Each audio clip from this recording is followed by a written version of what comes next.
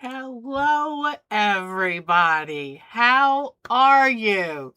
Yes, we have some new um show and tell photos.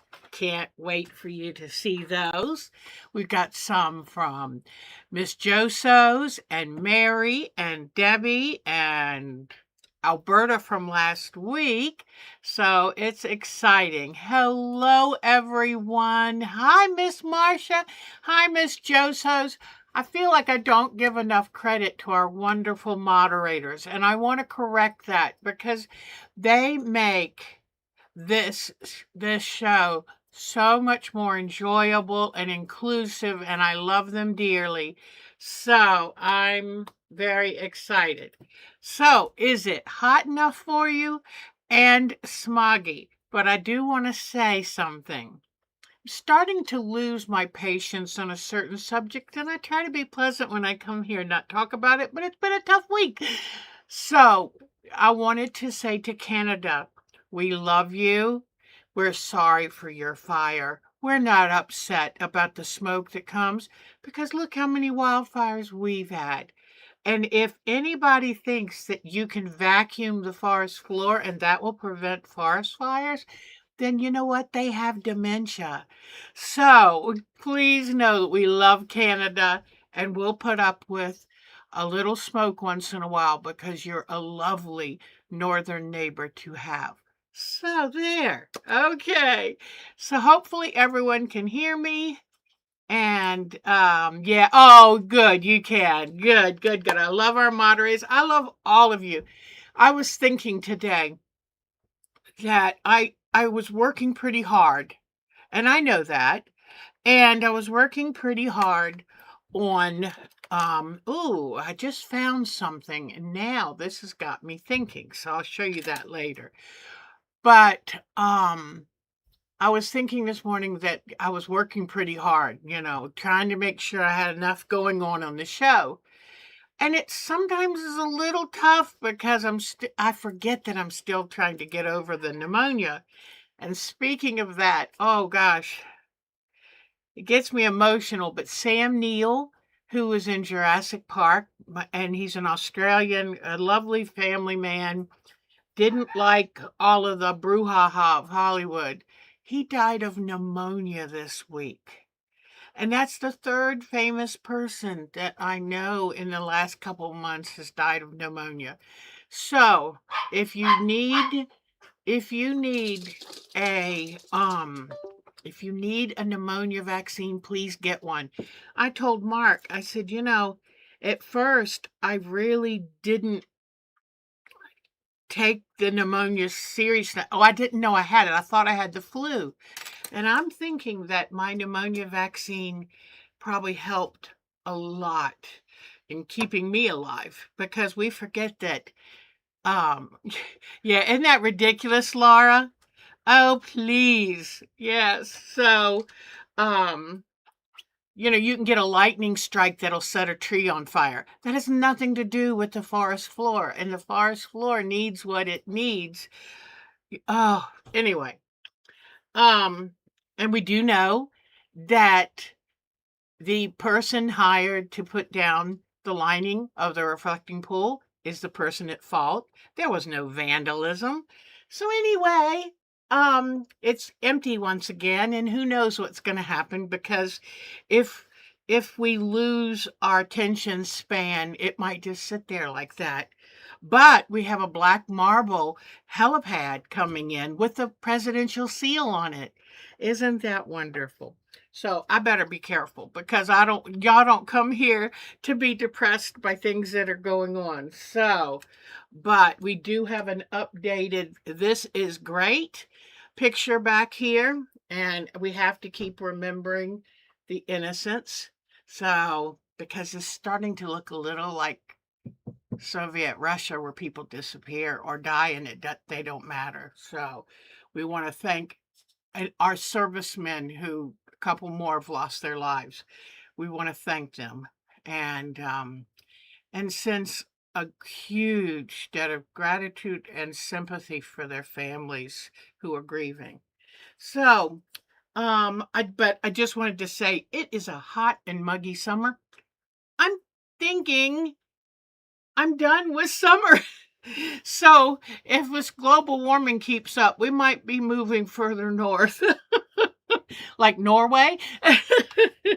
But anyway, Mark and I keep looking at vacation images from Norway and thinking, oh, and I'm thinking, hey, maybe I'll live there. Because you know what? If you have a love of quilting and hand arts and things like that, you can get through a long winter. Yeah, you can do that because you just get a lot of work done. So, but anyway, but I'm done with summer. So, whenever we still have the drought here. We got a big blustery storm last night and like I told my daughter, 7.5 drops of rain. And it's just not enough. We need more. So anyway, oh, I know I'm complaining, aren't I? So, okay. Oh, you're working on a take 5 block. Oh, neat.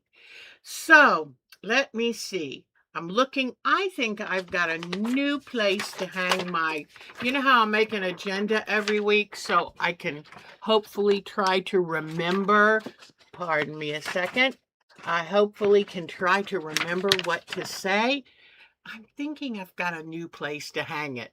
So anyway, because this is nicer, because I hate turning away from you. And then that way I can move this big thing that's in the way, because, this is kind of my workspace here. So, but anyway, okay. So last night I ordered a couple new things, and I'll tell you, I didn't bring it down, but you know the bottle of acrylic extender, and they call it a retarder, an extender, which extends the time that the paint stays wet. Well, I am loving this printmaking. I've got a new one for today that I did. Can't wait to show you with that. And this was made specifically for fabric printing, but you can also paper print it. So that'll be coming up, and we'll actually try some different fabrics and print them. But I'm loving this printmaking, loving it. And I did notice on Temu, they have a beginner printing set that's $14 and something. At least it was last time I looked at it. You do have to pay $2.99 because it's in the States, but that means you'll get it in just a few days. But anyway, that's the best price I've seen in a while. But I'm loving it. I'm loving carving. I was worried when I was a kid in art class in school, we did on linoleum, and that was kind of hard, and you really had to work at it. With these new rubber blocks, it is, even with my terrible arthritis, not a problem and a lot of fun. So this one I said, I want to do something that I can print on fabric and I can kind of make a continuous pattern. So no frame and cutting out the edges so I can kind of fit it together. So got that to look forward to. Can't wait. Then I put a finish on my Bonnie beads. So we'll be looking at, okay, what do we do next with these finished paper beads? And, so anyway, I was looking at that acrylic extender, and I paid $5.99 from Walmart for that. But I went back to look at it because I was thinking, I kind of wish I'd bought more because I'm going to be doing a lot of this. Hi, Polly, dear heart. And so I went, oh, and you know what? Oh, okay, that's our Laura, yes. I want to make sure if there's a new person, I say hi to them. But anyway, when I went back to look at it, it's now $8.99. And I looked everywhere. It's $8.99. So I went to Amazon. I'm looking around. I found a 16-ounce bottle for $10. I ordered it. And so then I said, oh, but to get it without shipping, because you know how cheap I am. And I I said, what else do I need? Well, coming up in the next couple weeks, I have like I want to do a simple landscape for us. I want to do um, an embellished fabric vase with us.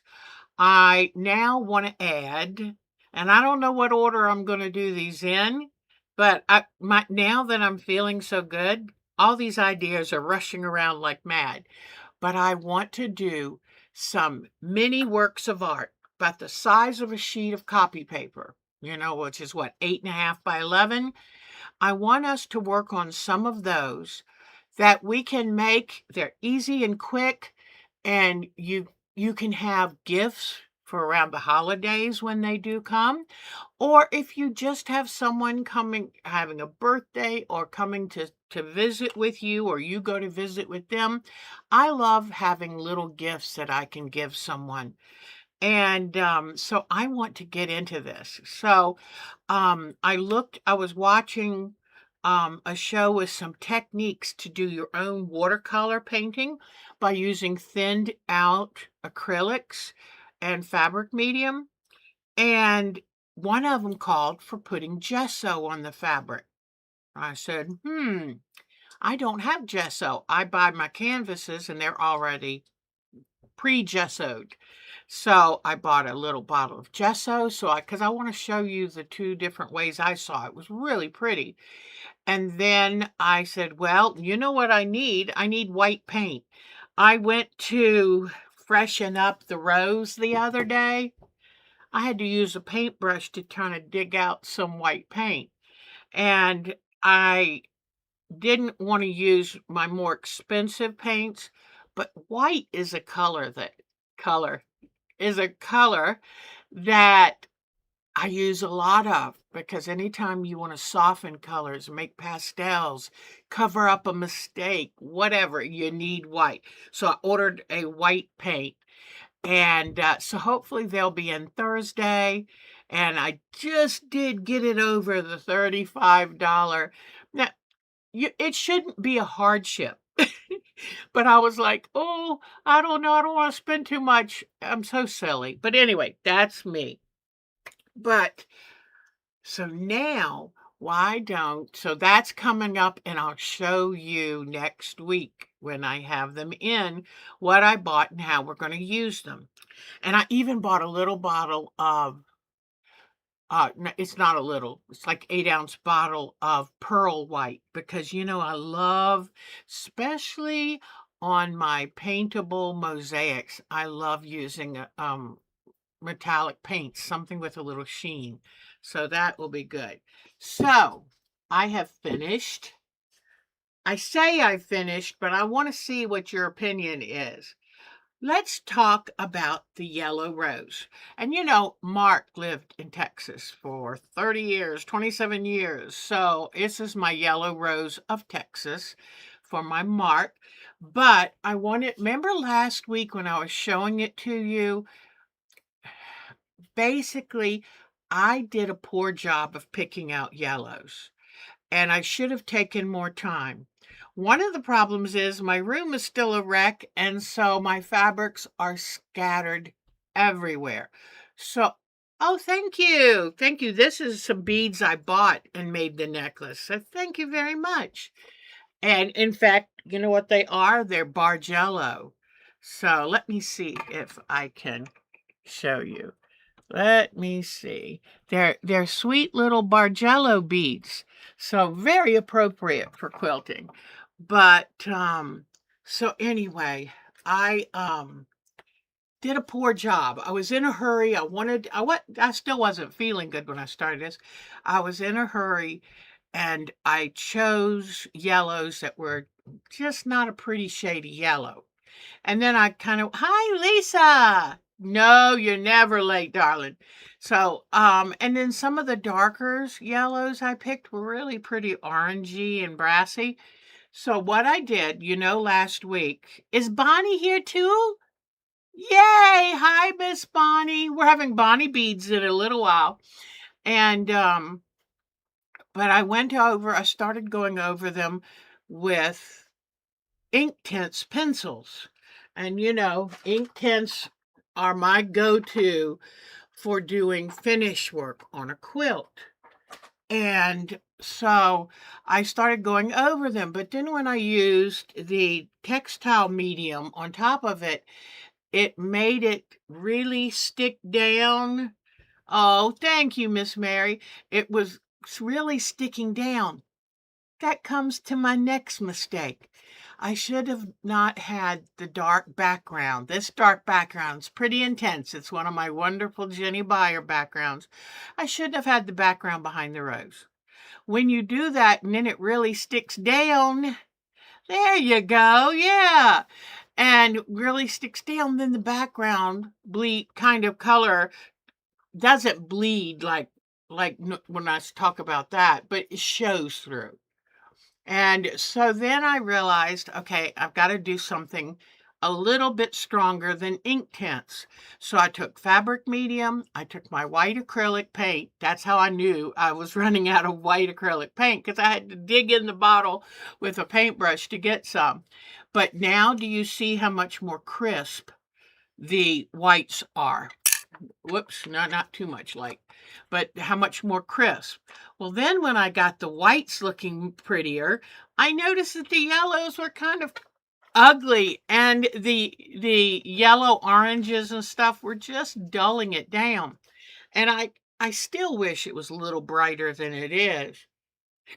So I tried to go too wide between my light and my darkest dark. I went too far.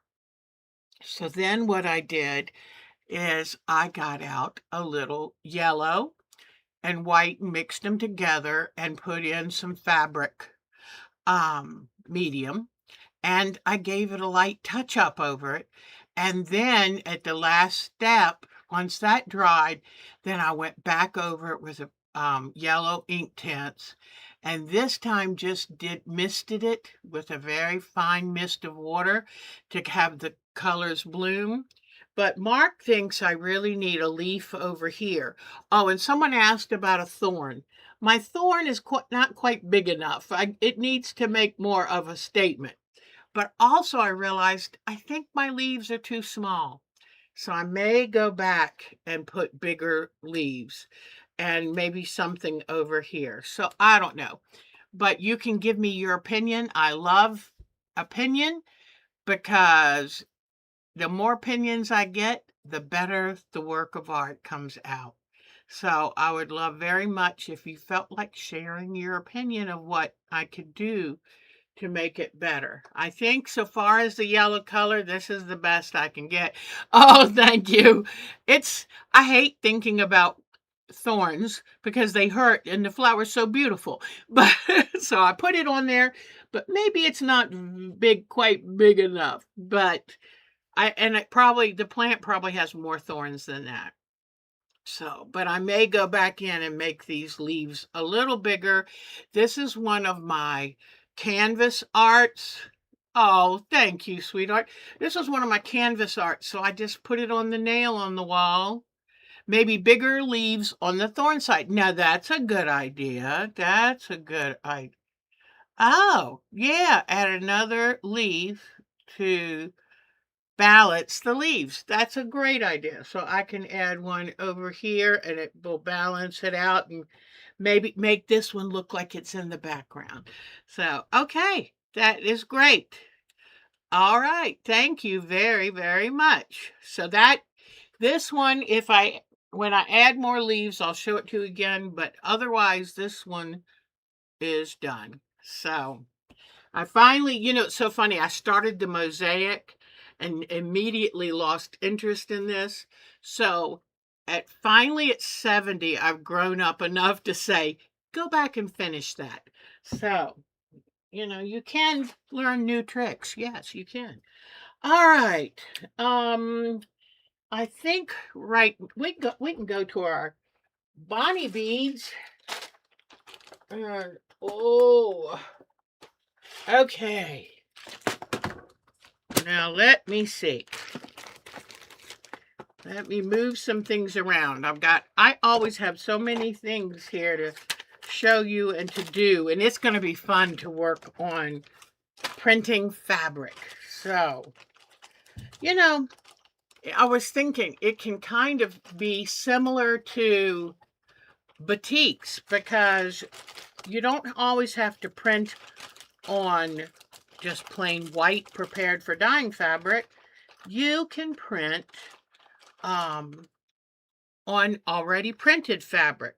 Now, if you want to set the color that the printing you're going to do, if you want to set that good, then make sure your fabric, that your pre-printed fabric has been washed thoroughly and dried and no fabric softener on it, okay? So now these, let me go to the detail camera so I can show you what I've got. And you can help me make this decision too. Although now that I look at this, I think the color of the beads that are going to go with it, I think that's been decided. So, because this is cute. I've got this, but I'm thinking, hey, it's a lovely pin. But now I'm thinking, in fact, I think Lisa might have given this to me, but I'm looking at that thinking that would go perfectly with these pink glittery beads. So now I'm going to go to the detail camera, I hope. Whoops. My stream deck is not working. Let me see. Hold on just a second. Let me pull up. Hold on, I'm got this new really cool stream deck. Okay. Hmm. Okay, let me see. Nope, it's not quite working. So for right now, let me see if I can get it this way. Okay. I must have forgotten to push some button. All right, let me move this a little aside. Too many things. This is my poor ironing board that gets used and abused terribly. Okay, so here we go. Here are the Bonnie beads, and they're called that because Bonnie sent me some wonderful Dr. Zeus Grinch fabric, and this is the card that she used this card. Whoops, it doesn't know where to focus. There it is. So, and you see now what I've done is I took my paper scissors and I evened the ends of the bead. Then I dipped them into a custom pink. I tried to get as close as I could, but I didn't quite make it, but I was in a hurry. So here are my Bonnie beads. Now, normally when I use paper beads, I will use another bead in the middle, and that just kind of sets them off. So, might be a bead like this, or it might be, whoops, might be a bead. Well, this one's kind of big. Let me try to find a medium one. Whoops, some of them are too little. The problem with these kind of containers is these can pop up and then the beads scoot to the next thing. So that needs a little rethinking. If I were to do it again, I'd pour out all the beads and use hot glue to set these in place so the beads can't scatter underneath. But let me see. I'm trying to find, these are a little bit smaller. When I first put them in, I had them segregated to size. Okay, so what I need from you is, do I use the gold? Whoops, let me get this down closer. Do I use the gold bead or do I use the silver bead? So that, and the only thing too, yes, it does look familiar, Miss Bonnie. So I was thinking about silver because I thought that'd be pretty with pink, but then I saw this wonderful and I thought that could hang on the necklace, right in the center. So I thought maybe I'll do gold beads. So, and I'm still thinking that sounds like a pretty good idea. But, okay. And then I have some of these gold spacers. The only thing is they're a wee bit small for this. They wouldn't show up that good. So I don't think I'm going to want the spacers. But, okay. So now the next thing I'm going to do.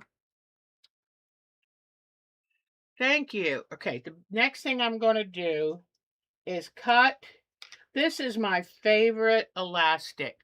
I tend to be sensitive to different things, and so I try to make it easy on myself. And so I have a couple rolls of this, and this is a black cloth covered elastic. And I have found this works so good. And it's so easy to get over my big head. And it's so easy to put on my bracelets. Because see how they stretch when I get them on and off? And they don't leave marks on my wrist. This bead was so thin, all I had was an elastic nylon thing. And I don't like it as well. And it can get on a certain place on my wrist and leave a mark. So this is my very favoriteest thing to use.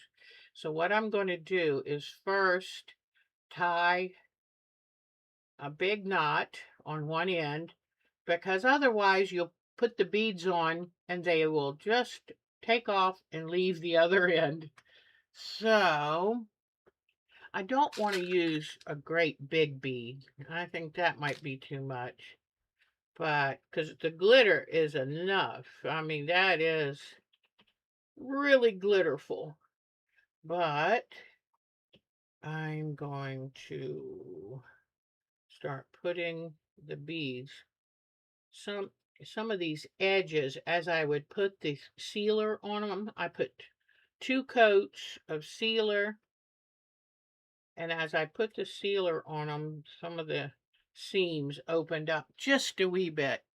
But I think that's going to look good. So I'll just put one of these beads after every paper bead. And it just gives a nice look, a little other color, and tends to hold the bead in place well.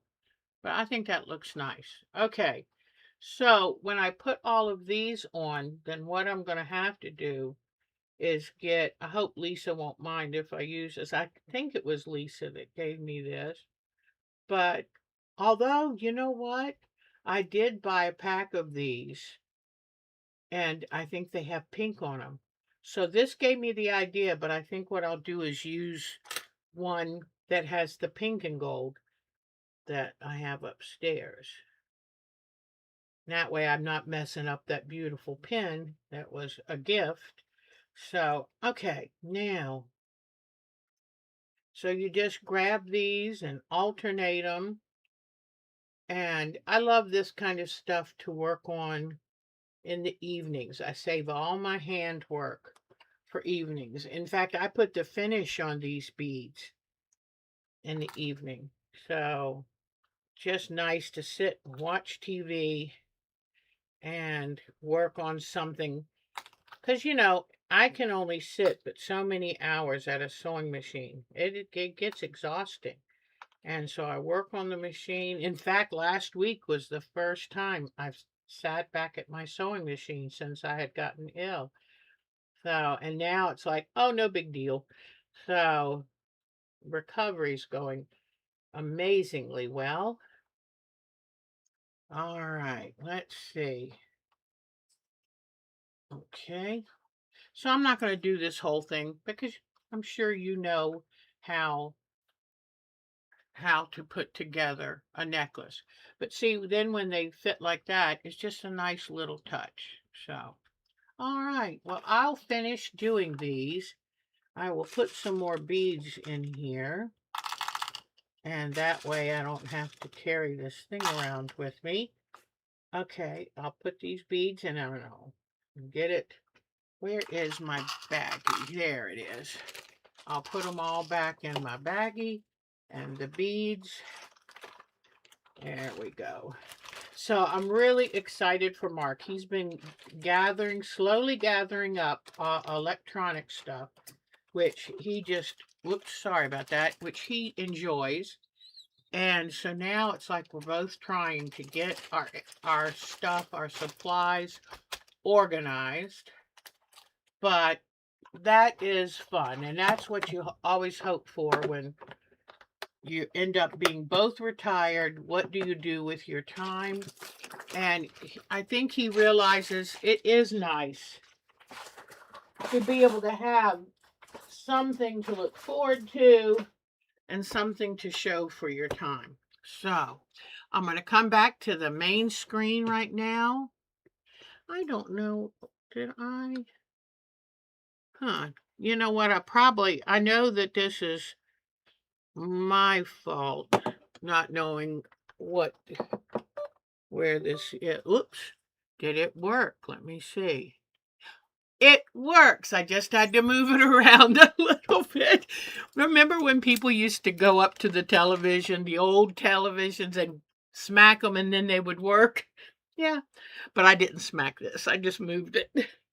But now I'm going to spend some time showing you what, oh, nope. I set things up really nicely, and then I forget, and when I go to pick it up, everything falls out. Well, real quick, before I do this, I'm going to come back to the detail camera and show you that I have finished my purple coneflower centers. So let me show you these. And these won't be as puffy once I sew them into place, because once you sew them down, they will tame. But this is the one for the flower that shows head on. And these, I simplified all these, made them all similar, and then they'll go on this quilt. But they are done. It's another evening. Oh, beaded badge lanyards. Yes, that's a great idea. And you know, the paper bead, you can also use them or give them as gifts for like scissor fobs. For people who go to classes and retreats, it's nice to have a way to mark your scissors so people know. I was just looking at how my arthritis shows up when I'm on detail camera. This one has been giving me a fit again, so it's getting ready to act up.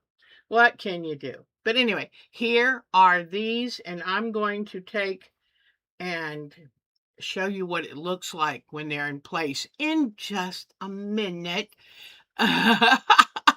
Oh, Marcia, I just saw what you said about dripping in gold. You're so cute. So, okay. I have done a lot of work on this. I have taken the superior threads, any kind of polyester filament, because they used to be nylon. Now, I have used nylon with some success, but it tends to stretch and break, so you have to be careful. But anyway, so here it is. Now, you're going to say, well, that doesn't look any different. So now I'll bring you to the detail camera and show you the difference. But it was so important to take that monofilament and stitch down all the pieces. And because there are a couple that haven't been stitched down yet of the flowers, because I stitched them down with pink threads. They're lifting up. That's just what fusibles do. So they really are more of a temporary thing, and then stitch them down. So that's why it was so important to use a lightweight sewable fusible, because if I had used Steam Seam 2, it would have been gummed up all over. So let me bring you to the detail camera and show you what I've been busy doing, because I have been busy. All right. Here we go. Get the camera light over. All right, here we go. So I told you about, I mostly went across this way, and I would go across the top of these little squares and then across the bottom of the little squares. So each square has 2 sewing lines on it. Let me show you that. It's hard to see. Okay. But there's a sewing line up there, a sewing line here, sewing line here, sewing line here. Now, if for some reason I had to go the other direction, then I would do a sewing line up and down each side. But that takes a while. And put on a good audio book and just start sewing. And the hardest thing is to see if you still have, sometimes the monopoly filament will break, and you can be sewing along and all you have are holes. There's no thread there, so you constantly have to check. I should do something like, I don't know, wish there was a way to mark something, or maybe have a little flashlight pointed towards it so you can see um if you still are sewing with the invisible thread, because when they say invisible, it's invisible. Let me do something real quick. I just found something. Sometimes while I look at these close up, this sewing thread didn't quite, where is that now? I was sitting here kind of absent-mindedly stroking the quilt, and I found a little block where I hadn't sewn right at, here it is.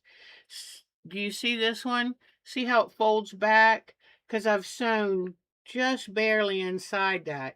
So I'm just going to come and take this glue, and I only use a tacky glue, not a school glue on these. School glue is a little too, it isn't as tough as a tacky glue.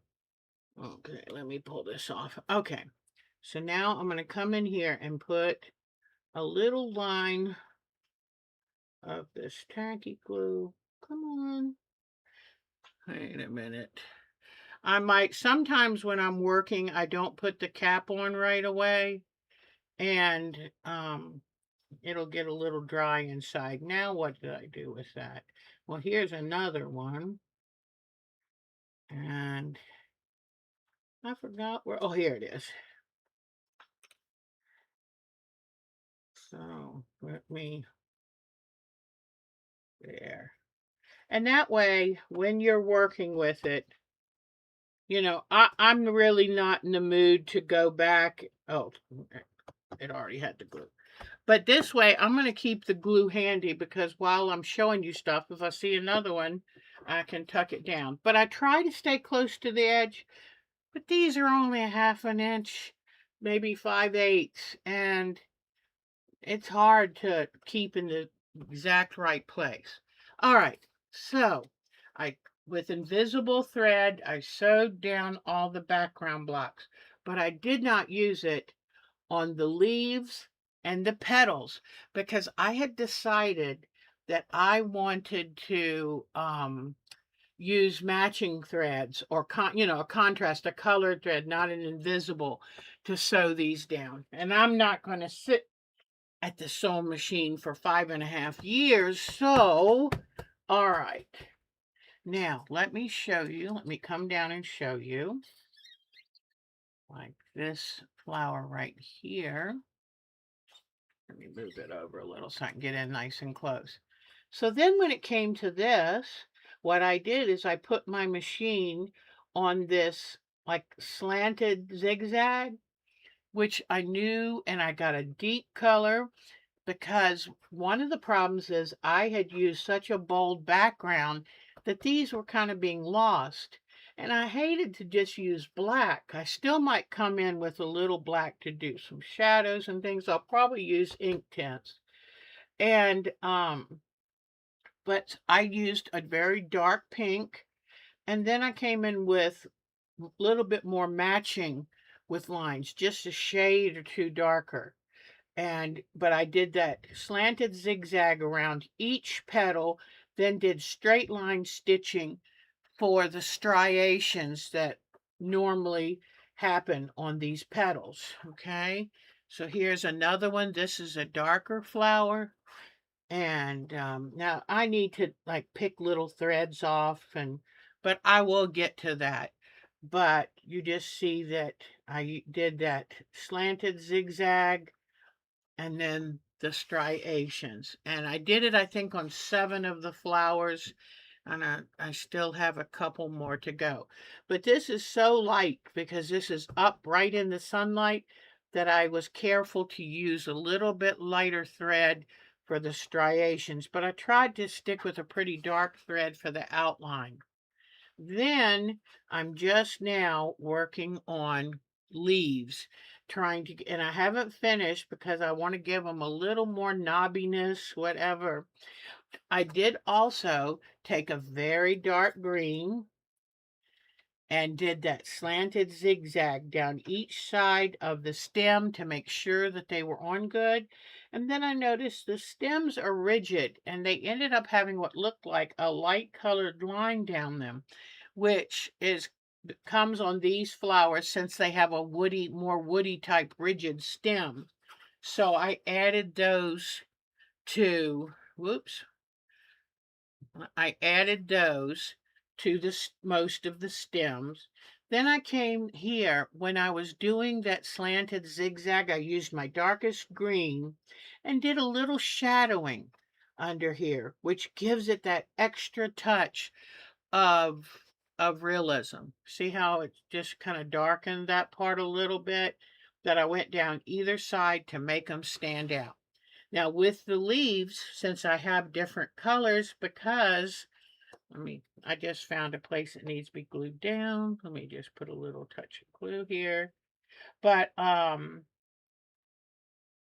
trying to make each of these things stand out. So I use the darkest thread and go down each side. So you'll see the slanted. Now the reason I use the slanted zigzag is because it gives it a more definite line. And because if I just did regular stitching, it wouldn't show up enough. Oh, I think it's raining. Oh, I hope so. Oh, you brought good luck. I don't know who sent the rain, but thank you so much. Oh, I hear thunder. Look, it is raining out there. Yay. So thank you for who sent the rain. It's much appreciated. Okay. But what was I thinking? So I'm trying to put a little bit more definition because the purple coneflower leaves are kind of gnarly looking leaves.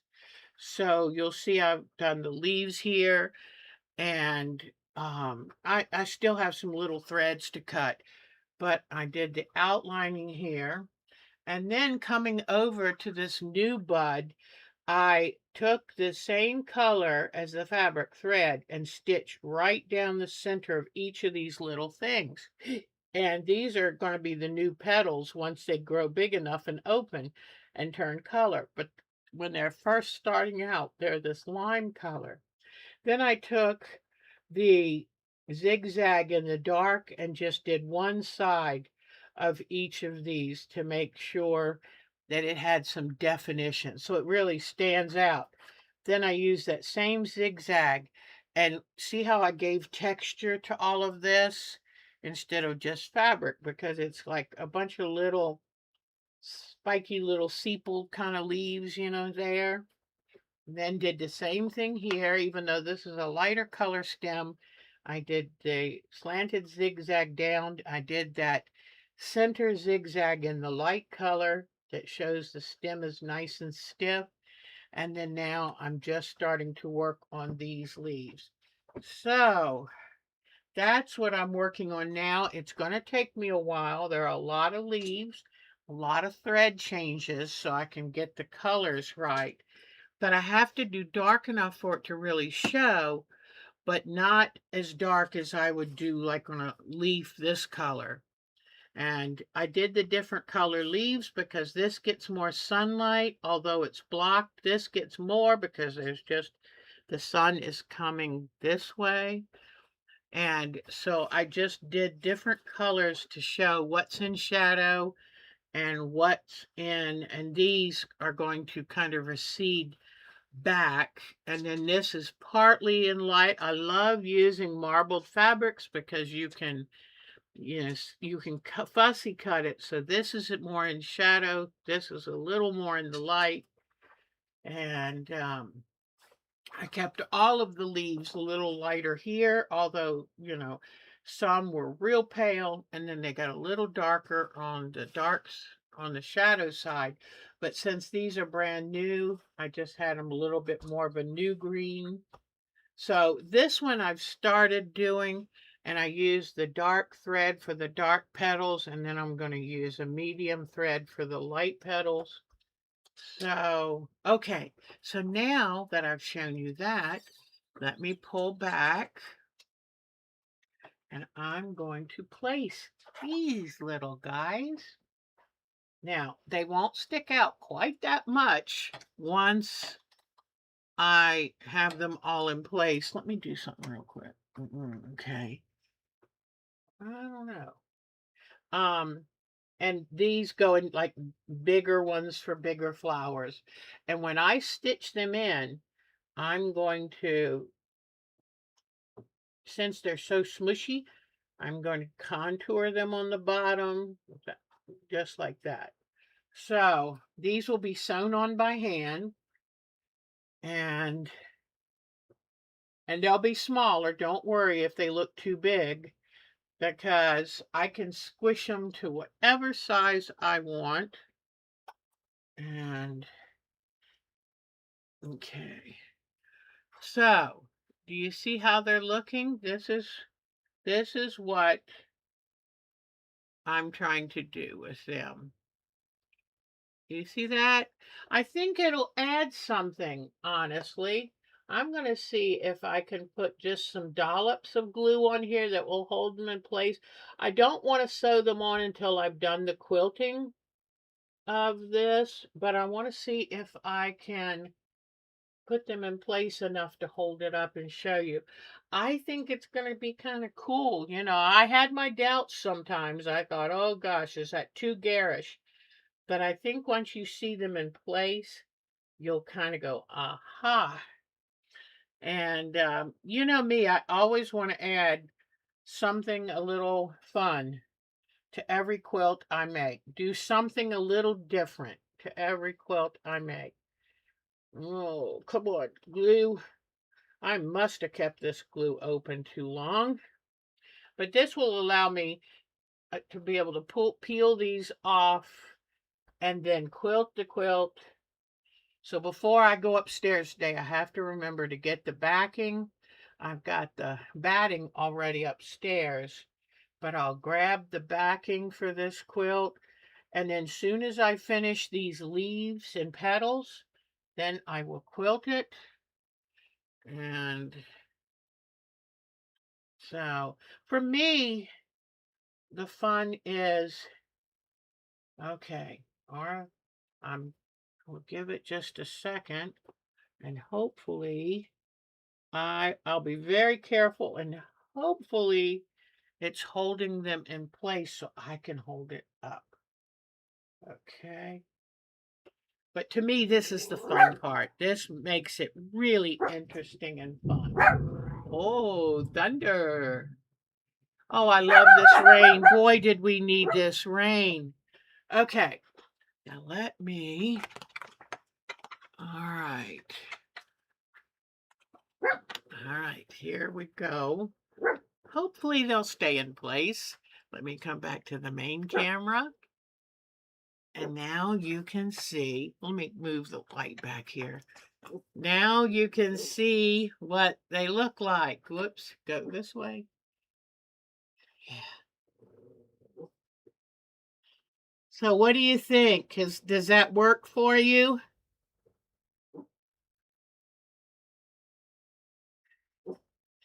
I love, love, love, love doing stuff like this. I love it. So I think it'll be a lot of fun.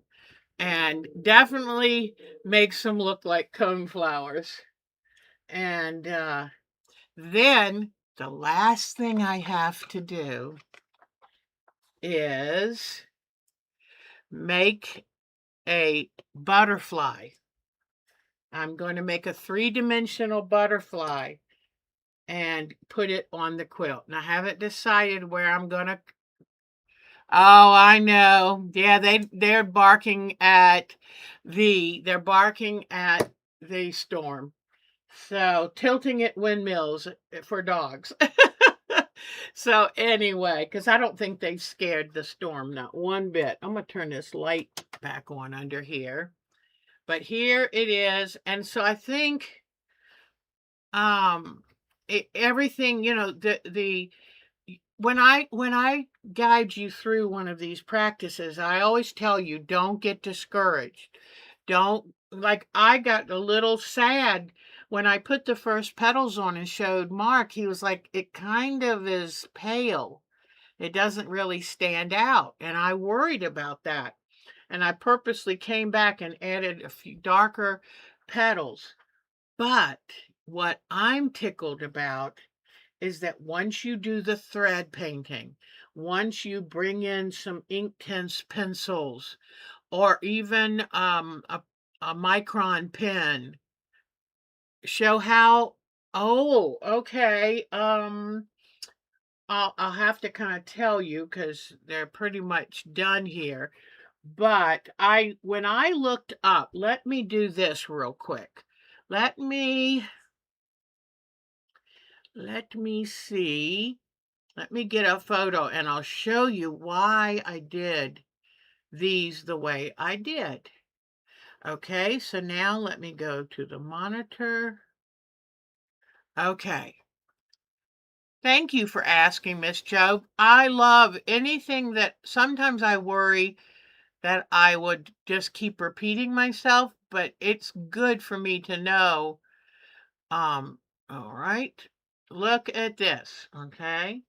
This is the photo that I'm going to use to make, this is the photo that I'm going to use to make the butterfly.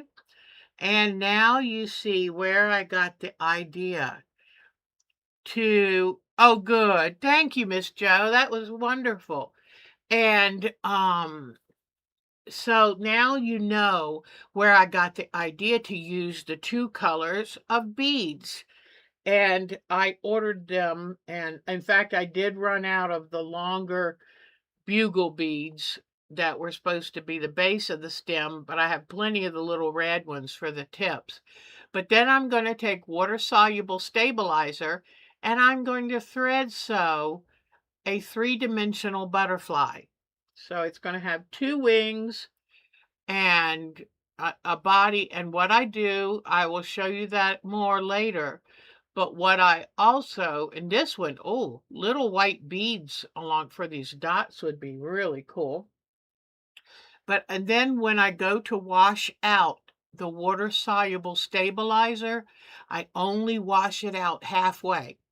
Just rinse it kind of and squeeze it, leave the rest in, because then you can make them 3-dimensional. So all I do is while they're still damp, I I open the wings out and carefully set them down and support them with rags or something, paper towels or something, so that they'll be the exact shape I want when they're done. So that's why now I'll go from this back to this. So now you see why I used the beads that I did. And the orange bugle beads are the little part of the cone top that sticks out, and then the red ones are the tips where they're red. Okay, so this is what I did. I took a piece of fabric that would fit in a hoop, and I had drawn on the shape that I wanted to make these. So I had drawn those shapes out. Okay, and you can tell what to draw them because on the pattern I have them drawn. Just add 1/4 of an inch all the way around. And then, oh, I had also put fusible interfacing on the back of the fabric. And I used a dark fabric because on the photos, I noticed the fabric, the background, not the fabric, but the background of the cone was dark. And these little bright pieces stood out. So I used that fabric. Nice dark green brown fabric pattern. Jenny Beyer, of course. But anyway, so I had these beads. Okay, so I had the drawing. It was in the hoop, and I just did it like you apply beads. I used a beading needle, big knot, came up from the back. And you can, if you're careful, put a bugle bead on, then a red tip bead. But make sure you leave enough space so that they're not crunched. If they're crunched, they won't look right. I'm trying to look and see where I had one that was a little crunched because they'll bend funny.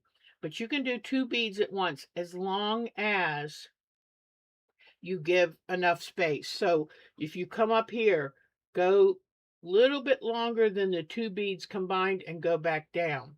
Now, so you just keep doing those, and I noticed that they kind of go out like this. So I tried going out, out, and straight in the middle there. And these are these are for the side, this side view. And then, oh, so after all the beads were in place, after all of them were done on the hoop, anything that needed to be done on the hoop was done, I then cut them out with that 1/4 inch seam allowance, and I put a back piece on them. They have the back that's same as the front, but it's not beaded. The back piece, and then a piece of flat cotton batting, and that I have in my scrap bag. And then I saved out a little polyester batting to give them the poof. But what I did is I just whip stitched around the edge because it was the easiest stitch so you didn't accidentally get one of the beads caught in that seam allowance. And then I turned them inside out because when I stitched them, I had the right sides together and stitched on the wrong side of the fab, so I had them the wrong side. And that means when you put this and the right side of the backing, that you have to have the batting piece on the outside. Now it looks funny, but when you turn it inside out, then it's right where it needs to be.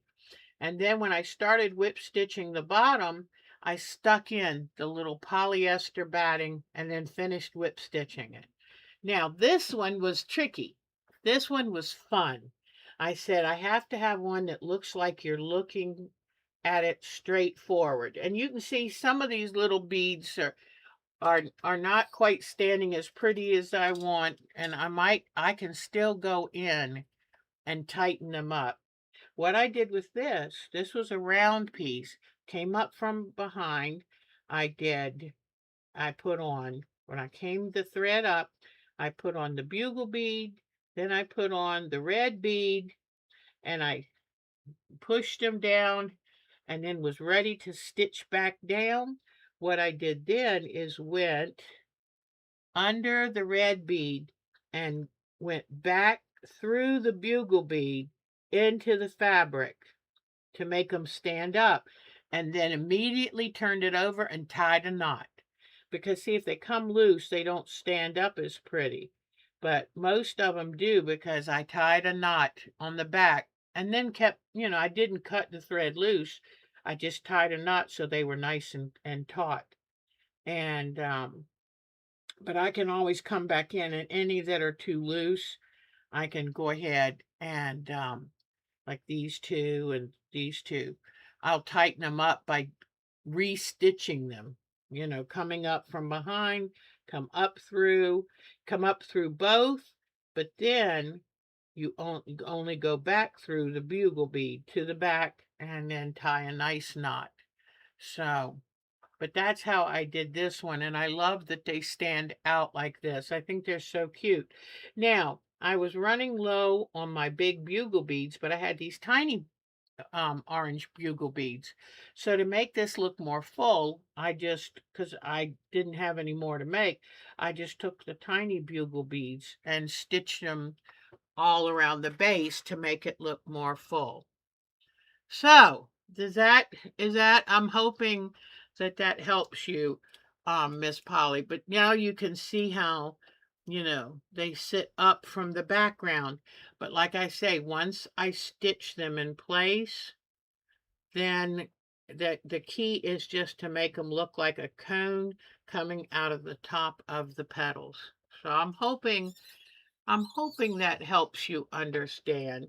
Now, I didn't, in Deb's style, you would think that maybe I'd put batting under some of these.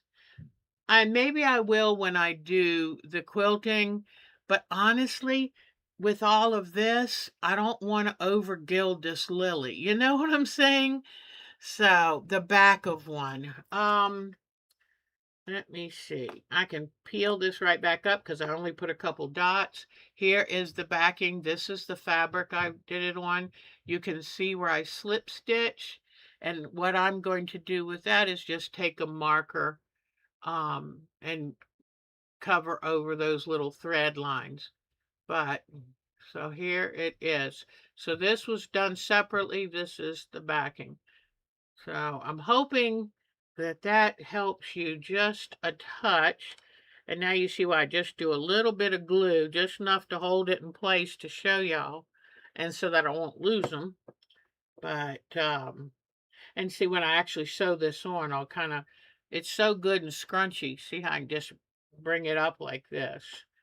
So there, and I did some bigger, some smaller, so that they would look right on the flower.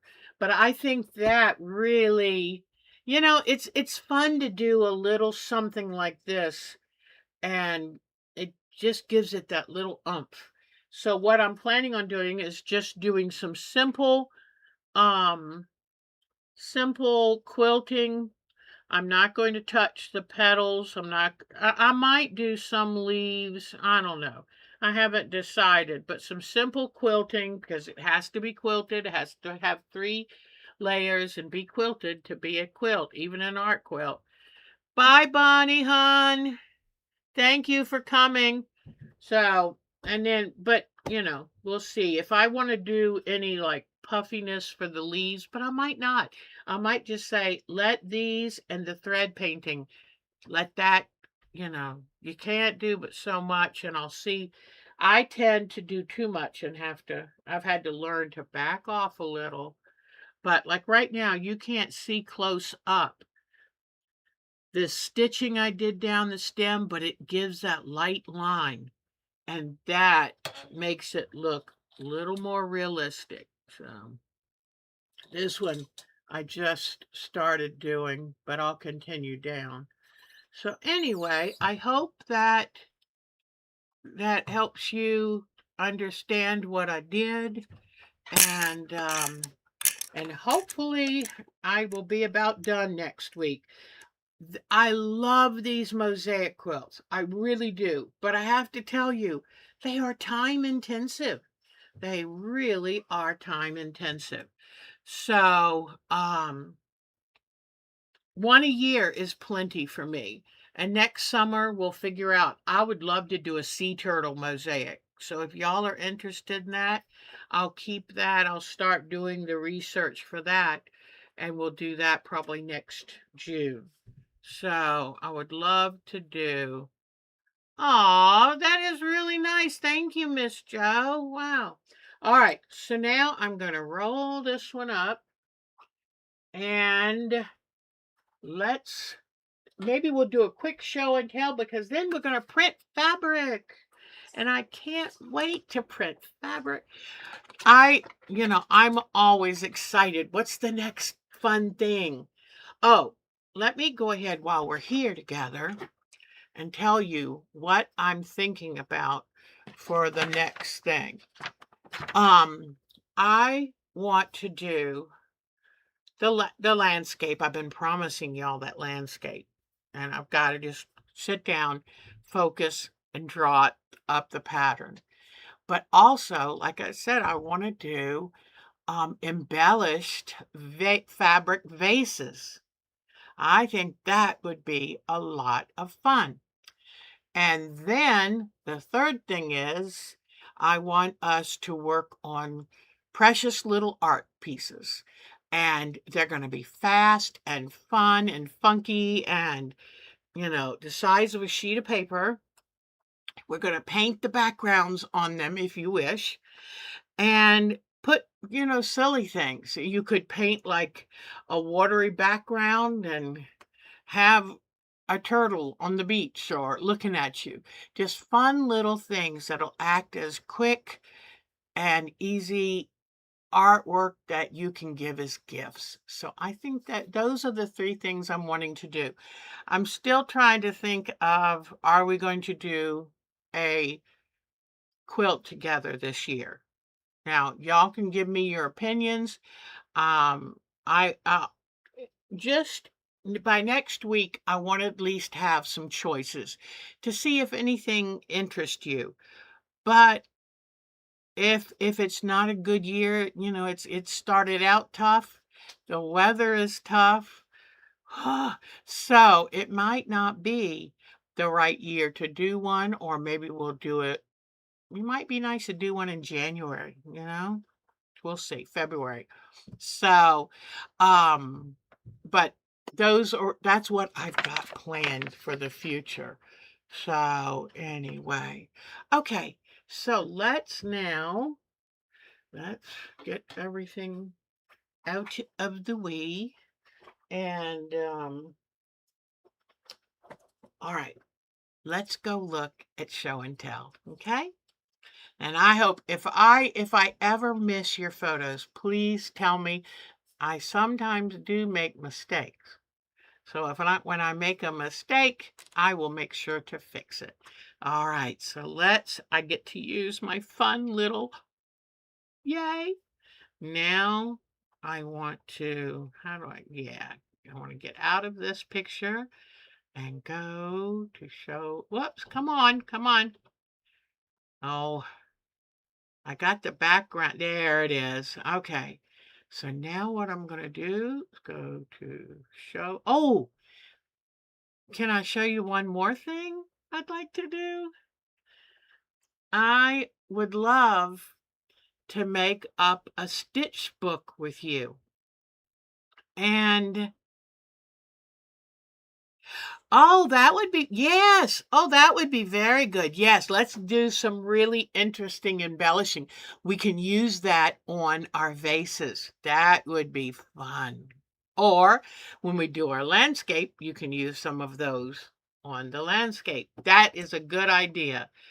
And can teach you each of the things. I would have to find some of those supplies. So, or tell you about it. But is anyone interested in if I start us doing a stitch book, is anybody interested in doing that? And that's probably a better thing for winter when we're sitting and doing handwork. So, but I saw this and thought that would be cool. All right. Now, let me think that, pardon me. All right, is there anything else on here that I wanted to show you? I saw this and fell in love with it. But of course, I would do my own version. But isn't that amazing? I mean, that's a great big flower, which is kind of nice because you use big scraps. But this is not quite my color scheme, so I'd want to do something different. But what I love about this is look at how unique the fabrics are in the background. It's a very varied background, maybe looking like you're in a forest a little bit, but I just think that is so pretty. So if I can find it inspired me to to create something that says me, and I thought that was right pretty. So anytime I see ideas like this, I save them so that you can enjoy them. All right, now let's see. Miss Alberta sent us this wonderful picture of this quilt last week. I'm so excited about it. And look at this beautiful quilt that she made for, I think it was, she said, her grandson. And that is just beautiful. It reminded me of a Dear Jane quilt because so many wonderful blocks. I love it. And they're wonderful, good traditional blocks. And I love the cabin and the wonderful old red pickup truck that are in it. Then she quilted this on her domestic. I've only done little things on a domestic, so this is just wow. And it's lovely. So just to show you that, and for her panel, she just outlined what was in the picture. So that's great. Oh, okay, Mary, good, good. All right, so here we go. All right. Well, I will have a little list of some things like she used a Tyvek. It can't be the Tyvek that they put on house wrap. It has to be Tyvek from a mailing, a postal service Tyvek folder. So I will get together a little list of things so that you can try these. And you can pick and choose what you want to hunt down and find, and then we'll work on that. All right, now let's see who's next. So we had Alberta. Bonnie. Bonnie always has more. And I love Bonnie's brick. I call this a brick quilt. Now, she told me what it was, but I love that Bonnie laid it all out first to get the most pleasing mix of colors. Miss Bonnie is very precise, and I just love her work. Okay. Then, oh, I love this. Even though I don't like hexagons, this is exquisite. And it looks like an applique pattern on top of a hexagon and then built like normal paper piece or English paper piece patterns are done. Beautiful, beautiful. Then this beautiful cone that Dan bought her when they went to a reenactment, and that's absolutely gorgeous. This is made from horn. When you see these old combs, they're usually made of horn or turtle shells.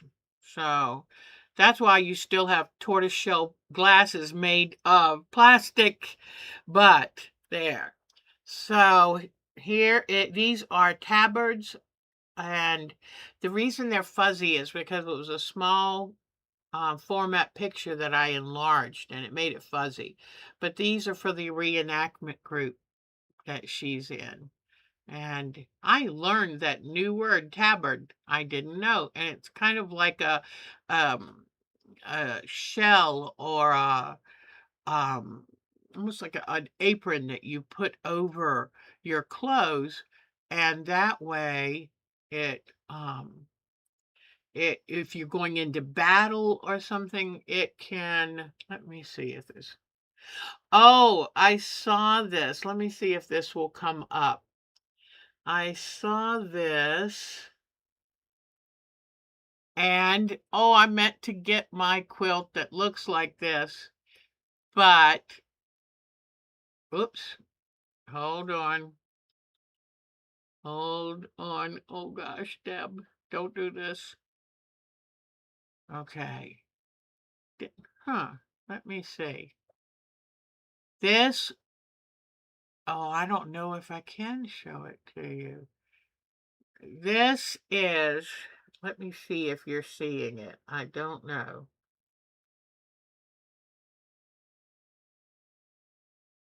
Oh, you are seeing it. Good. I made one of these some years ago. This is all rickrack around here. And what I meant to do is to get mine out to show it to you. but I have no idea where it is right now. So anyway, just thought I would show you that. That was a cutie. All right, now back to show and tell, and we'll go to Debbie's. I wonder how our Charlene is doing. I think everybody's having trouble with this heat. So here we go. Look at Debbie's wonderful. This is still one of the prettiest quilts that I have seen.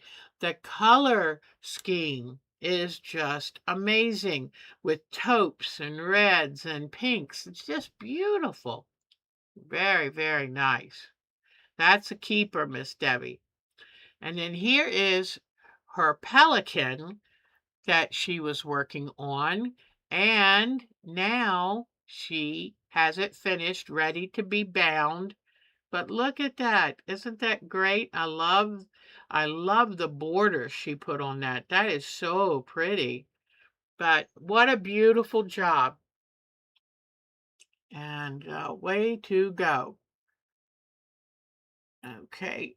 Linda Williams, hi.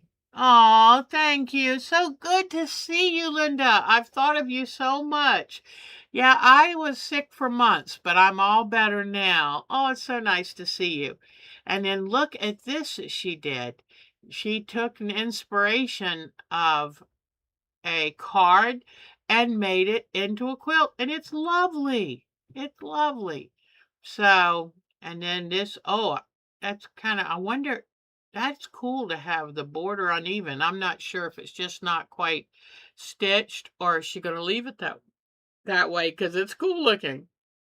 So, and then this is another quilt, and oh, Debbie, I forgot who this is for, or I forgot what you said about that. But isn't that pretty too? And it shows you that you can make a quilt from neutral fabrics, and you can make a quilt from neutral color fabrics and it can still be very striking. I love that. Oh, so thank you, Debbie. It's so nice to see y'all's work. It always inspires me. I'll see every quilt I see, I think, ooh, there is something that I would like to work on again. Okay, let me see this. I don't know, this is not. Okay. Miss Joe, I put your pictures in the Vicky folder. Okay. Oh, in fact, now that Linda Williams is here, look at her pretty work. Do y'all remember Linda? She's a lovely lady that lives in Greensboro, not too far from me. So I love her work. And oh, remember this one? I kept all of these. I was hoping to see her again. Isn't that beautiful? She cut all the pieces and fused them on. That is just beautiful. Oh, so it is so good to see you, Miss Linda. All right, now let's see where we're going next. And Miss Mary, I do believe, sent me, yes. Oh my goodness. Well, Miss Mary's, she's been growing the most gorgeous flowers, and she said they're even much bigger now. Amazing. And but let's go back and see her. I love this scrappy one, a scrappy rainbow. And this, you know what? I don't think I showed this, Miss Mary. So that is so cool. That's English paper piecing. And you know what I thought it was? I thought it was the one you did with my hand-dyed indigo. So I didn't even realize that. I'm so sorry because I love this. And I love it. I love how sharp all of your, what do they call those? Not an oval. They're an elongated hexagon, but there was another name for them.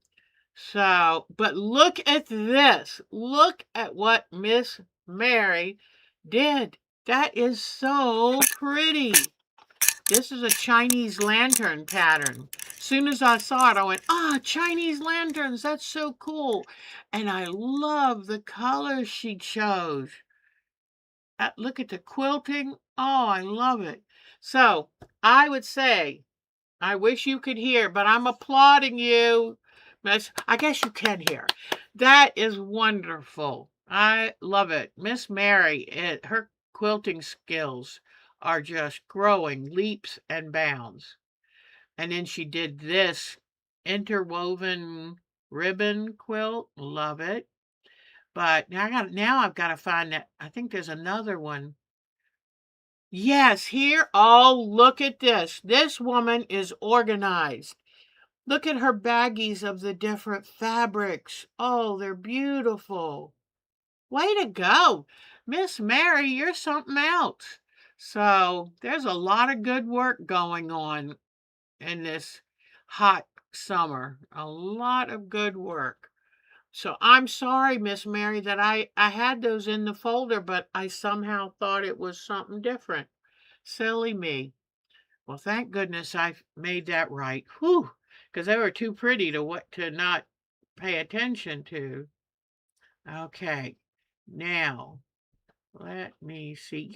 There was another one that Bonnie sent me, the cutest picture, and I don't know where it is. What did I do with it? Let me see. No, Bonnie sent me the cutest. She sent it to the entire group. Pardon me, and it was a mother and a baby pink flamingo. So cute. All right, so here's Miss Vicky. I wish I knew what I did with that because I know I saved that pink flamingo. I might have an idea. Um, yeah, I think I do. So Miss Vicky has been very productive, really tickled. And look at this beautiful quilt. Isn't that wonderful? I know which. Oh, I wanted to tell you that the Chinese lantern quilt was made by Mary for the owners of a local Chinese restaurant that are just lovely people. Isn't that the sweetest to make something that gorgeous and give it away? I am impressed. And these are baby quilts that she made for friends of her daughters who were having babies. Isn't that sweet? I love them. And then she did watercolor paintings. And that's what made me think about Miss Joe, you inspired me because I thought, why don't we do watercolors on fabric and make them into picture picture this is your piece of paper. You do the watercolor, background, and then you cut the fabric like these wonderful black-eyed Susans and put them on it. And then before you know it, boom, you have got that. Oh, hi, Miss Dolores. So good to see you. So we got lots of ideas. Now I do believe that might be all that I have for you today. And I know what I was going to do. I was going to come and look to see where did I put that cute mom and baby. And I'm not seeing it yet. But as you can see, I have quite a folder full of inspiration for the lino cuts. So, all right. Well, I am not sure what I did with it. Now what we're going to do is we are going to, let me get ready and click out of this. We are going to get ready to print fabric. So I am crazy, crazy, crazy in love with lino printing or lino printing. And these rubber pieces are wonderful. And I found something really interesting that when I wanted to make really fine lines, how do I get in there to do that? Well, with the rubber, you can just bend them so that that little area opens up, and then um, you can put wonderful, nice, deep, fine lines. So, oh, good, Miss Mary. This is my new favorite thing, and thank goodness I still have like 24 of these blocks left because I found a good price on Temu for 20 of the blocks. And I try to pay no more than $1 for the block because I'm cheap. But this took a lot of carving, and I found it from an inspiration. Mine's not as pretty as theirs, but it makes a wonderful stamp for fabric because I'm not going to be able to make chops, as they call them. Oh, let me show you real quick while we're right here. This is where I got the inspiration. Let me go to this. This is where I got the inspiration to make beaded quilted vases. I thought this was wonderful. Look at the little fringe here. They've got little jewelry, kind of tree of life. They've got little appliques on them, the beading. So this is a good time when we make this to start looking through at all your little tchotchkes and think of putting beads together that will work with it. And what I'm probably going to use for most of mine, do you ever get packaging where then it has like a soft plasticky foam? Those are great to act as stiffeners. So you don't have to go out and buy something. Also, if you have a thicker fusible interfacing, you can cut several layers of that, fusing them together on the surface to make something thick. You just want to be able to hold the shape. So think outside the box and think, what do I have? Or you can take and stitch several layers of batting together. So, you have tchotchkes? Well, that is what we would do it for. And I love the idea of making the cloth first from all kinds of scraps of fabric you have. And then that will lead you to how can I, look through your little button stash, look through your old jewelry box, things that have broken and don't work anymore. Great sources. Beads, like I use these eyeglass holders that are inexpensive beads I get from the dollar store. Terrific. These are wonderful for this kind of thing. So that's what we're going, when we make the vessels, that's what we're going to do. And I think those will be a lot of fun.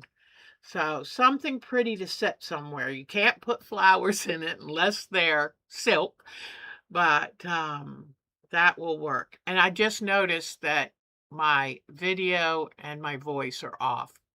Sorry, it happens sometimes, but it's okay. It's not that, hopefully it's not that irritating.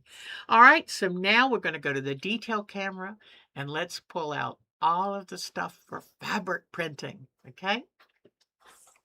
All right, so here I've got just a piece of acrylic that I use to put the paint on and to take my brayer and have it fill with paint, and then it'll be ready then to roll it on the stamp and then print with.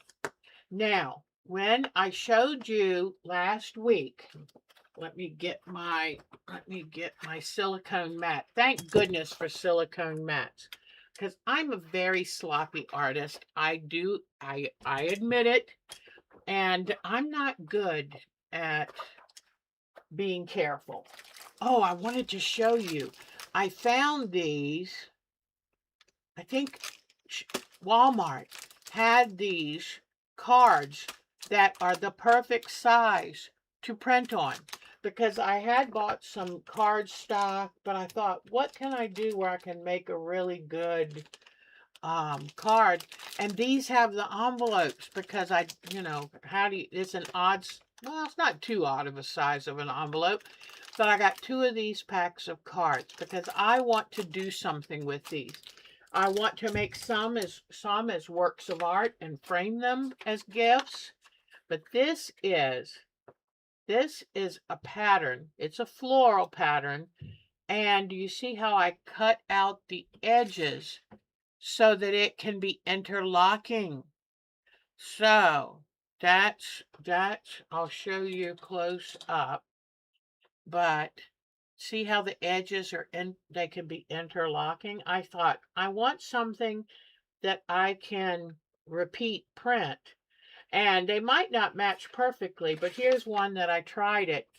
And the problem is I want Mark to make a box that I can put to do the printing where I can line it up. That will help that. These slightly overlap, but you know what? You hardly notice it. So these, I just took copy paper, and this is the first print. Then I tried putting a little black in it, and it kind of just made it grayish. But I wanted to look what I'm thrilled. This is what I'm happy about. It was very hard to do this cutting because it was very fine work. Like this right here. That is hard to do. And so I wanted to have the really clean cuts that wouldn't have too much ink go down in, because the thing is, if you're doing really small work, how do you get the cuts without damaging the shape and having a deep enough channel that the ink doesn't block it? And that's why I was really glad I found if you just go like that, you can trim deeper in all of the spaces. And if you notice, my spaces are very clean. So I'm very happy about that. See? Now, to do the print on paper, I told you you can take acrylic paint, mix it with acrylic, um, what did they called it, a retarder or acrylic. It makes the paint take longer to dry. That was going to be very important. But now we're going to work on fabric. So, and here is some prepared for dyeing fabric that I'm going to cut a hunk of. And you notice I mark it everywhere because I was too afraid I would use it as regular fabric. And now, in saying that, please understand that all you have to do to make your own prepared for dyeing fabric is get a piece of fabric and wash it. Regular white fabric. Wash it, wash it, wash it. Dry it with no dryer sheet. Make sure what you wash it with. In fact, you know what I do is I use the Blue Dawn, which is good at taking off stuff and doesn't have a whole lot of, as far as I know, doesn't have a whole lot of additives in the soap. You don't want something like a Dove soap, something that might have lotions or something in it. You just want plain fabric. And wash it good, dry it. Do not put a dryer sheet in it. That would mess up the whole point. And because you know, when fabric manufacturers, when they make their fabric, they coat them with things so that they're easier to manage on their automatic winding machines and all of that. They coat it with chemicals, and some people are sensitive to those. But you know, it works best for them when they roll it on a bolt and in the manufacturing process. All right, so let me set this down here. So here is prepared for dyeing fabric right there. I'm going to go ahead and I'm going to leave it whole. I'm going to see what I can do. For this fabric, ooh, I do have black paint, but I kind of hate to do black on this. I have some green paints to use on some green fabric I have, and then I have some wonderful reddish brown metallic paint that I'm going to do on some natural colors. Let me grab something real fast. I'll be right back.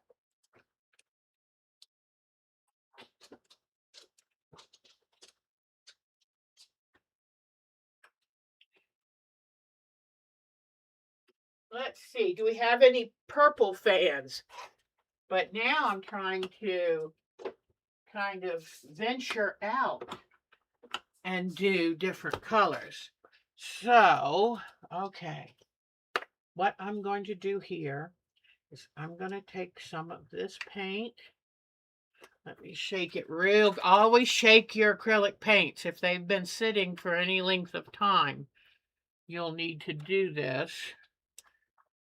Okay.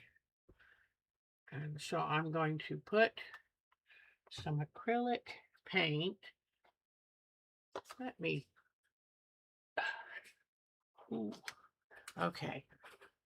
I'm going to use this lid because I only got 2 little containers. I didn't think I'd be doing 3 colors. I forgot.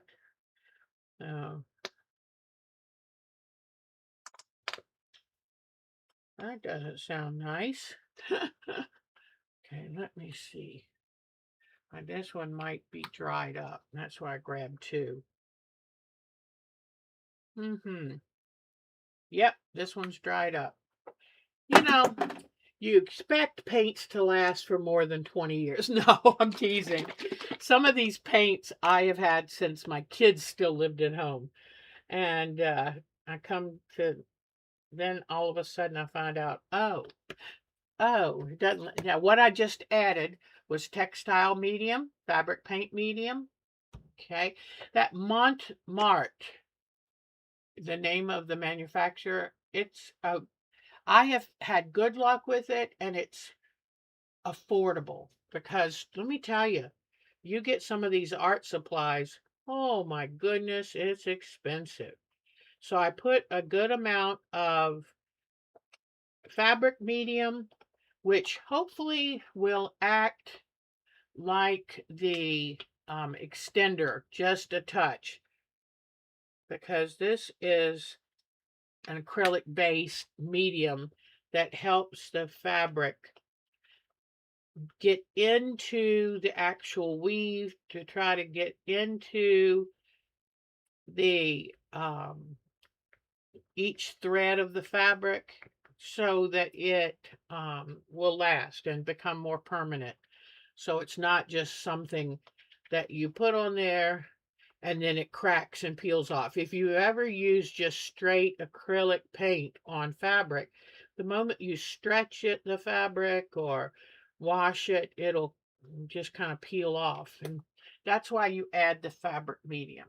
All right, so now here's the paint that I'm going to use, but using the extender, that's the other name, the retarder or extender, using that on paper makes all the difference in the world. I get the much better prints because regular acrylic paint dries so quickly, it's hard to get a good print off of.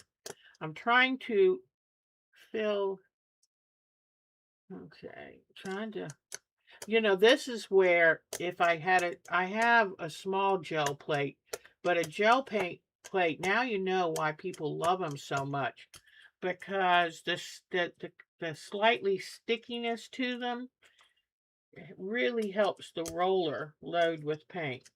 All right, let me get some more on this.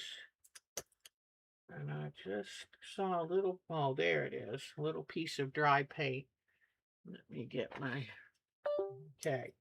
Now, I've got to make sure, take the time to get it everywhere.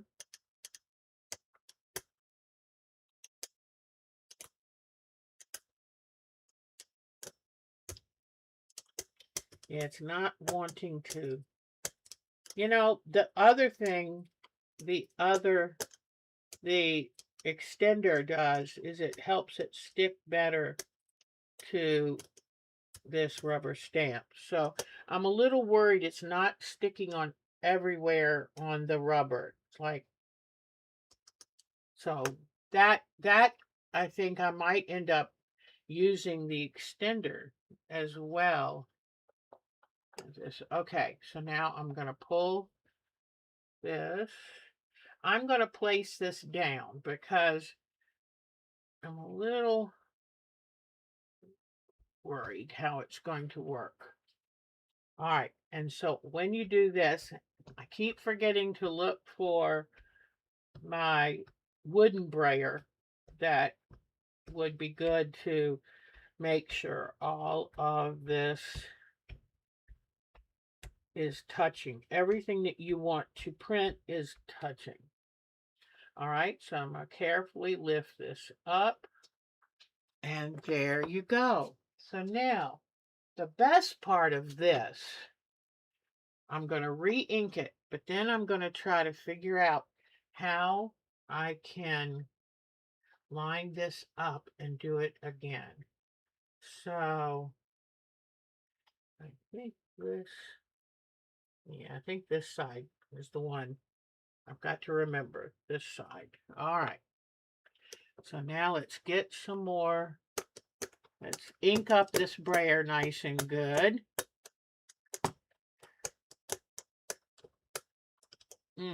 This brayer is not rolling good enough. Mark's been working. I think, sadly, I buy inexpensive tools. They don't work as good. I want to get up any paint so I don't get it everywhere. Let's get some more paint on here. But you see where you don't need that much paint. And I saw something on here. I don't know. You don't need that much paint. So when you go to make up your mix, whether it's with the extender for paper or whether it's the fabric medium for this, just remember, don't waste it by putting too much out there. All right. And now I'm going to put, whoops, let me roll a little bit more on what, okay, now I know what I'm going to do. I had to put it back down, and just in case this is starting to dry, I want to make sure to put more. All right, so this top part is going to now lay down. It'd be nice if I had a little handle for this, but all right. Let's see.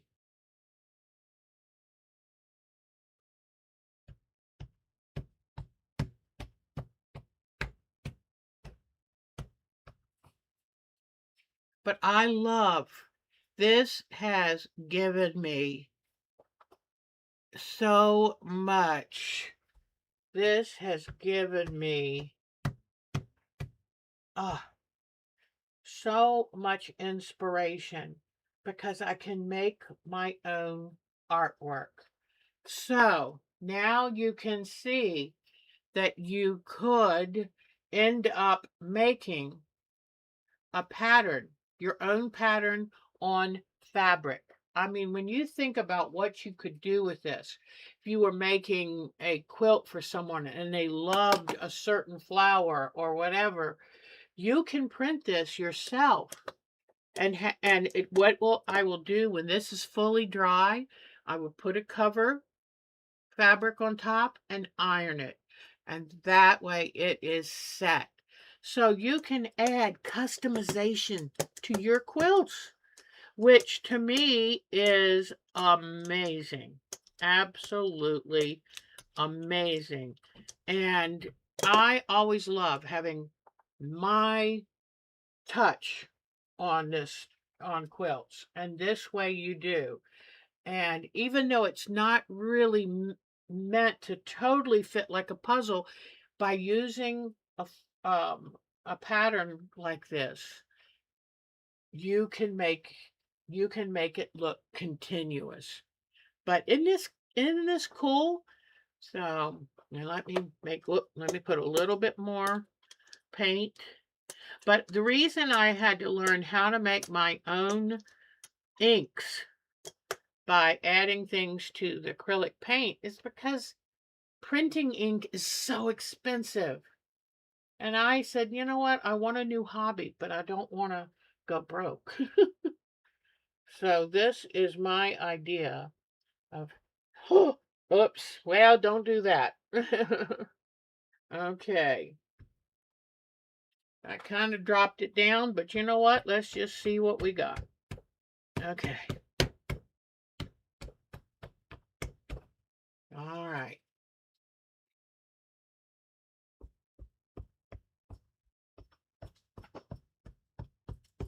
But I have some wooden blocks too that I'm going to get a handle for that you can just kind of rub around.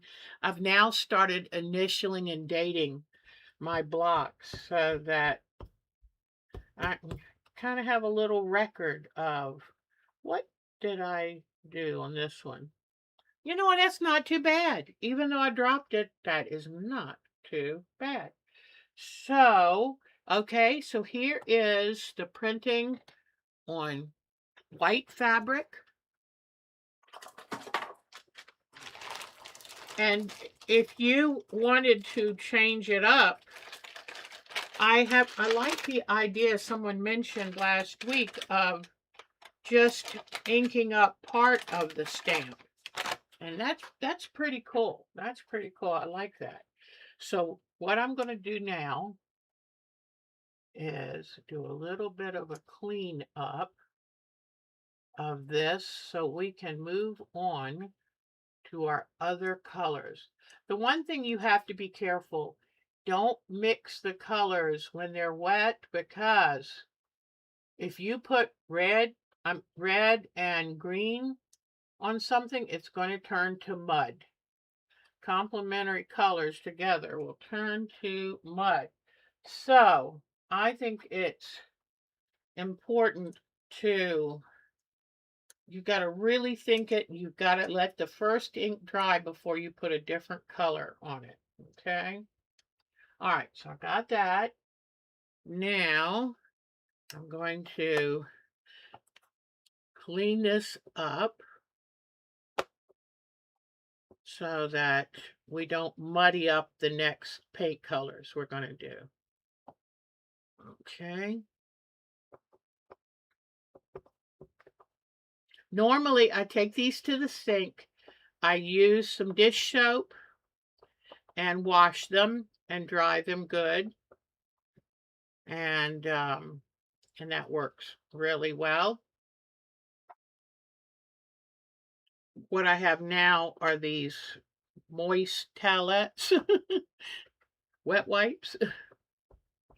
So clean it up pretty good and then we'll move on. So I'm going to set this to the side for a moment.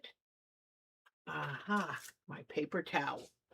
Okay, now I'm going,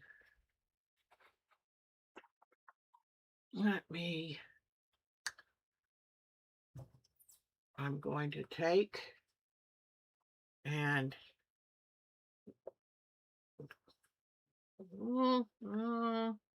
no, this, well, let me see. I was going to try to get the excess of this paint. You can see where just that little bit I made too much, but I wanted to make sure I had enough so you didn't have to wait for me to mix up some more. But so now we know you don't need much paint because I did 3 stampings of that. Whoops, careful, Deb. I gotta pull it. Okay. I want it to lay nice and flat while it dries. All right, so I got most of this paint off. All right, put it over here. Okay, and I'm actually gonna put it back on top of this. Okay, now clean off my paintbrush.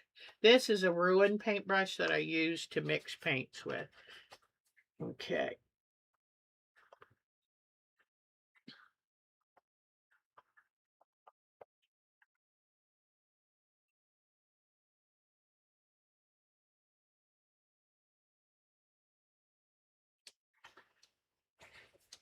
Okay. I got the majority of it off there. And now, okay, here we go. Make sure. I don't want to mix these paints up, so.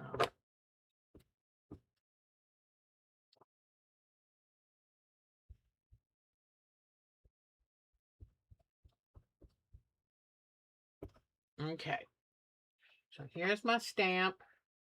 Now I'm going to go ahead and I brought some fabrics that I thought would work well with this reddish brown, almost like a dark copper color paint. So I'm going to get this. I'm going to get some of this out. My paints that are specialty paints like this, I keep the stopper in and take the stopper out just to get some paint because I want to try to keep them usable for as long as I can. And this just gives an extra little bit to keep the paint from drying out. All right. There we go. I don't flush these little wipes. I throw them out, but I use them for artwork because it's just so nice. So now shake again my textile medium and mix it in. Okay. And give it a good old stir.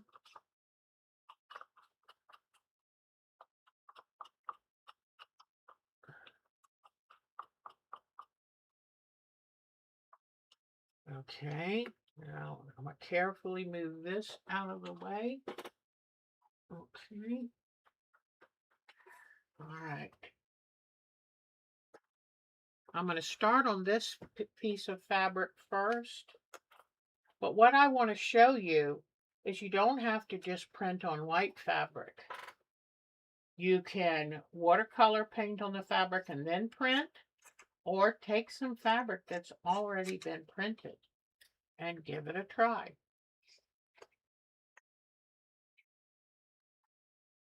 And that, I want to get a kind of a feeling of batiking. And when I said about a chop earlier, those are made of copper and they're the wire stamps that batikers use.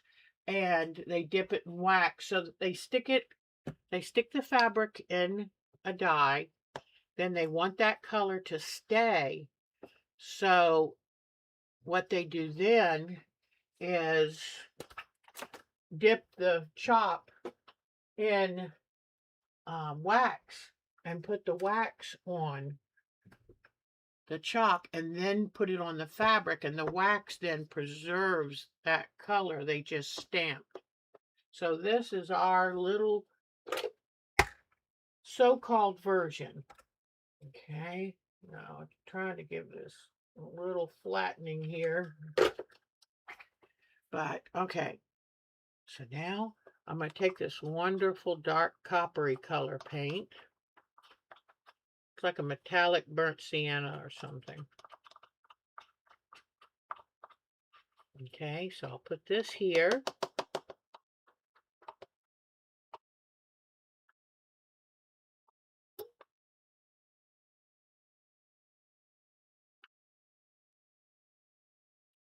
Okay. And I know I'm running a little long. Don't worry if you have to go. It'll always be here. I'll still be here. All right, so now I'm going to take my brayer and roll this color out. And so I don't have to clean up this whole thing, I'm going to try to keep it near this corner over here. I need to get this. I need to figure out how this should roll easier. All right, then I'm going to roll it on the block, printing block.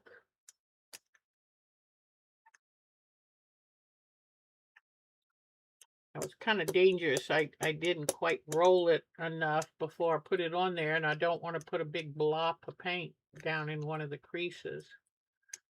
I'm going to try the extender. I don't know if that's putting too many things in the paint to do it on fabric, but I like how it helps cover. I like how it helps keep the paint, the acrylic paint, on the actual rubber stamp. You know what I'm going to try with this? Oh, no, I shouldn't. Let me see. Trying to figure an easier way to do this. Because anywhere my finger touches, it takes the ink off. Let me see.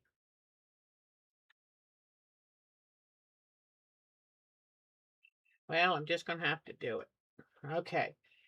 The reason I don't want to put the fabric on top, because the fabric is not stiff like cardstock is. And if I put the fabric on top, I'm worried it might sink into some of the crevices more and pick up unwanted paint. That's my worry.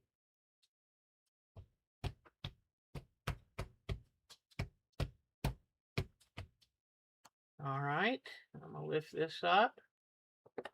And there you go. So this shows you can do this. You let it dry, iron it with a cloth over it. So you can take a pre-printed fabric. You can put your own print on it, busy or not busy as you want. And there you go. Now you have an extra. Oh, I would love to be able to watch them make batiks. I've seen a couple on TV that were brief, but oh, I loved them. So now I'm going to take a little piece of this real quick just to see how this does. I'm going to get this piece right here because it's rather light. And let's see how this looks. So then you can use this in your work. And once it's ironed, it should be that heat set, then you should be good to go. Okay, cut across. All right. So now got that fabric, and then just lay this out right there. Let's ink this stamp up again.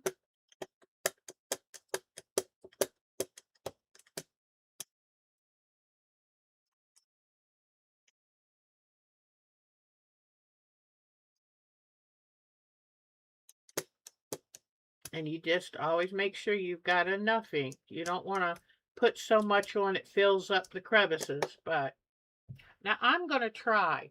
I'm going to see what happens if I lay the fabric on top.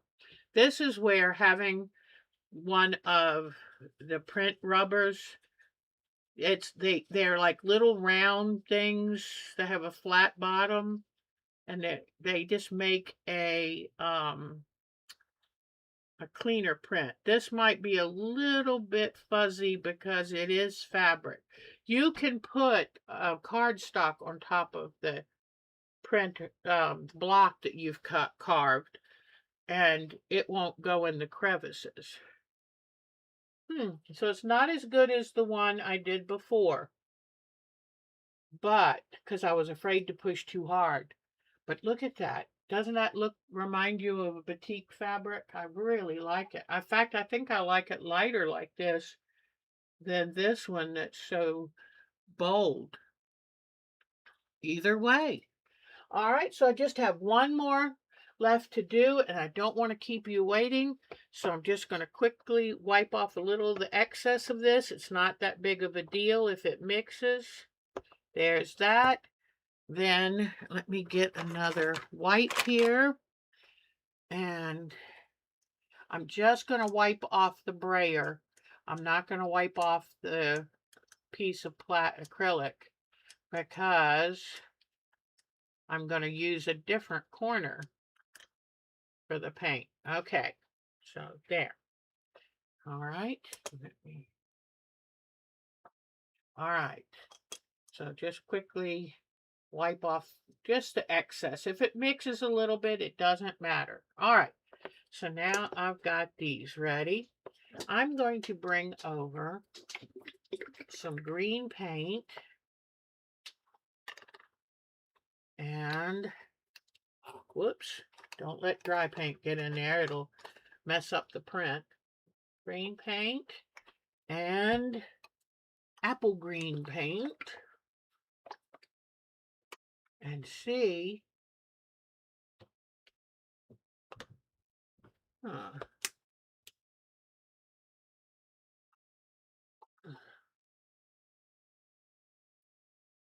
Okay. Just going to mix these up with some quick textile medium.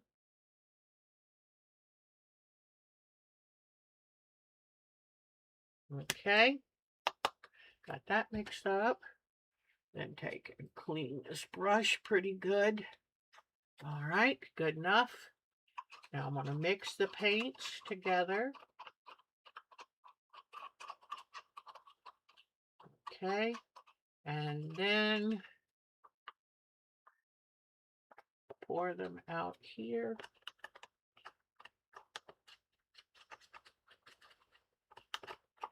I was afraid that the dark was too dark. The dark green was too dark, and then I was afraid the light green was going to be too light, so I just mixed them together. Just using what we've got. Now the paints, these two greens, they're pretty cheap paint. So, you might not get the intensity of pigments because they're very inexpensive paints. And what makes paints inexpensive is not using the expensive pigments as much. So you will pay more for good acrylic paints because they have the pigments that are most desirable. All right, so there's the green. There it is. Good enough. And let me give another little swipe to this. And here we go. We're going to go ahead and do this right here.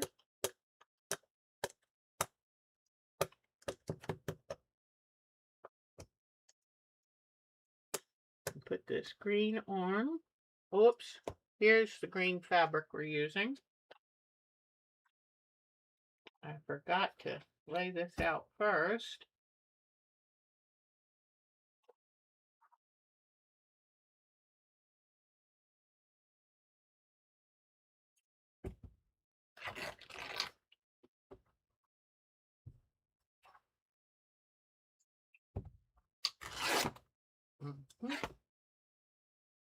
Okay.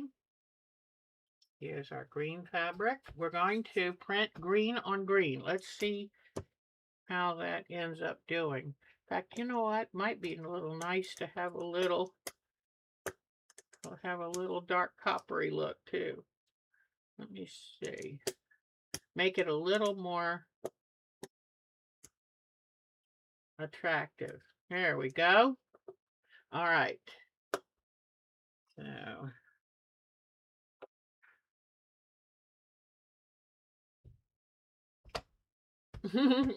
I was afraid, and I'm getting a little punch drunk here, so I just slammed it on. But let's see how it.